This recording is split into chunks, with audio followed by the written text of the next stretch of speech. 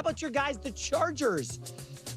They have bolstered their wide receiving group this offseason to help Justin Herbert. Last year, it was the Lad McConkey show. He was phenomenal. 82 catches, 7 touchdowns. Quentin Johnston was their number 2 receiver. So what they've done this offseason is they brought back Mike Williams and they added Trey Harris. So Quentin Johnston, less of a burden. And Colin, would you believe it that OC Greg Roman says this year's wide receiving group is night and day different than last year's? Positive signs for the Chargers. Well, also Najee Harris and Hampton, the running back, the rookie first rounder from Carolina. Yep. So it's going to be, I think if Jim Harbaugh's second year at every place has been, from Stanford, San Francisco, Michigan, and my guess is with the Chargers, it takes Jim about a year so it feels like his footprint, the stamp is on his team. So last year, what does he do? He gets an offensive tackle. This year, what does he do? He goes and gets running backs. I don't ever remember a Jim Harbaugh team that was dynamic at wide receiver. I don't remember a Jim Harbaugh team that wasn't good on the O and D line and could not run the football. So to me, I feel like if there's a team that's actually undervalued, Jim Harbaugh, year 2, virtually every place, it feels like a Harbaugh team.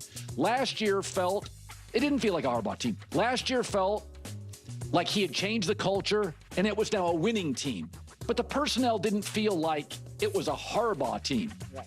Hampton and Najee Harris, both power running backs with speed. This is officially Jim Harbaugh's official imprint on the Bolts. Yeah, like J.K. Dobbins was their number 1 back last year. I mean, no disrespect, but Harris is better, and so is Hampton. And I ran into some friends yesterday at a beach volleyball tournament who kids are in the same grade as Harbaugh. Jim Harbaugh is very geeked for this season. I'll leave it at that, but I will be buying stock in the Chargers. Okay.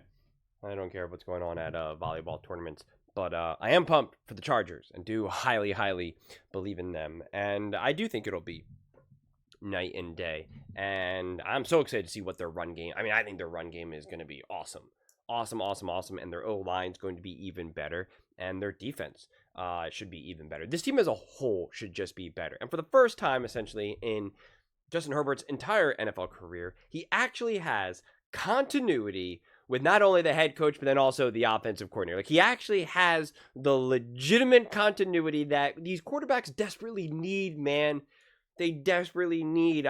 This is such a thing that I am like, that I am the guy who just always pounds the table for, of this continuity and the importance of coaching, that even when you have great coaching, when it's just there for 1 year and then it just goes out the door, you're just like, oh my God, you can't build off of anything.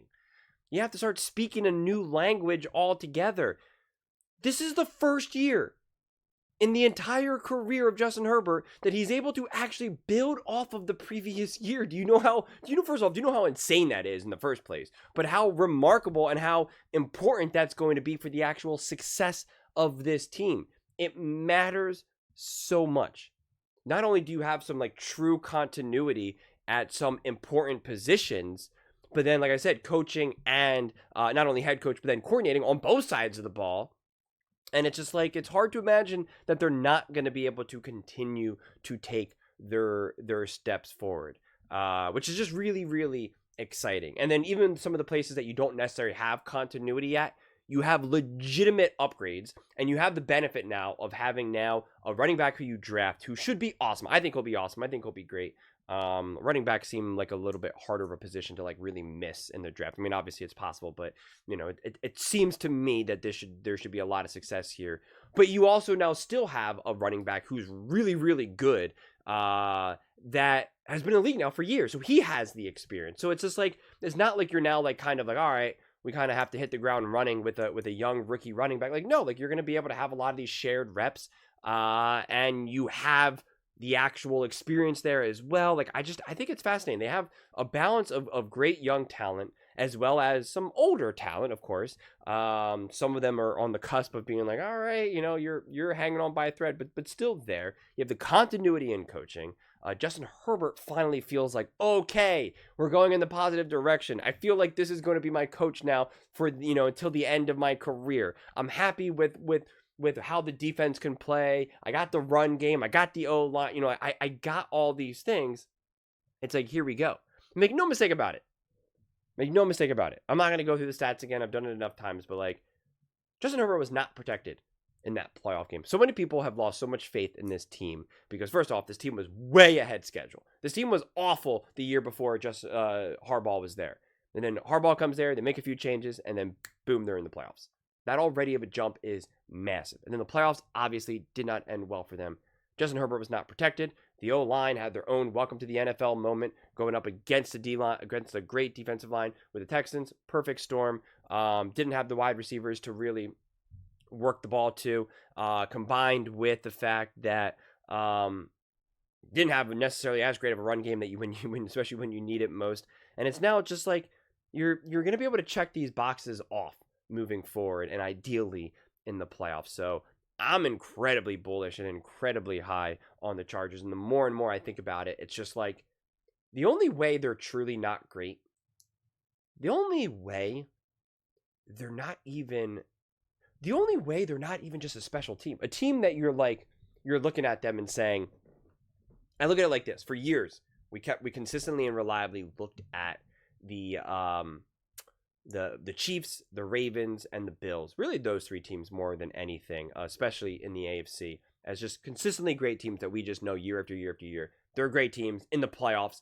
Anyone who wants to pick against the Bills or against the Chiefs or against the Ravens, it's just like, who's who, man? Who's who? What's it going to be? And anytime those teams, for the most part, play each other in the playoffs, it's always coming down to just like the tiniest little details.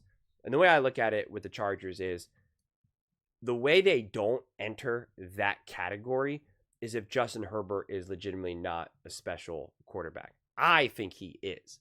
And we'll reserve the whole injuries and all that because that's always lingering in the NFL. But outside of that, it's like, unless Justin Herbert is just legitimately not that special of a quarterback or can't handle the moments and all that, which I don't think that's the case. It's like how this team is not like a true bona fide solidified team that they're all talking about throughout the season into the playoffs, where they're just like, you want to bet against the Chargers? I'm not betting against the Chargers. Like, yeah, I know the so-and-so has been here for years, the Bills, the Ravens, Chiefs, whoever, but it's like, I'm not betting against the Chargers. Like, it just has to feel that they're here. Now, do I understand it's night and day at wide receiver? Like, do I think that they have some of these most exciting dynamic? Do I think they have the wide receiving core of like the Philadelphia Eagles? Like, no, I don't. But that's not going to be the design of this team. And quite frankly, just catch the ball, and Justin Herbert will get you the ball.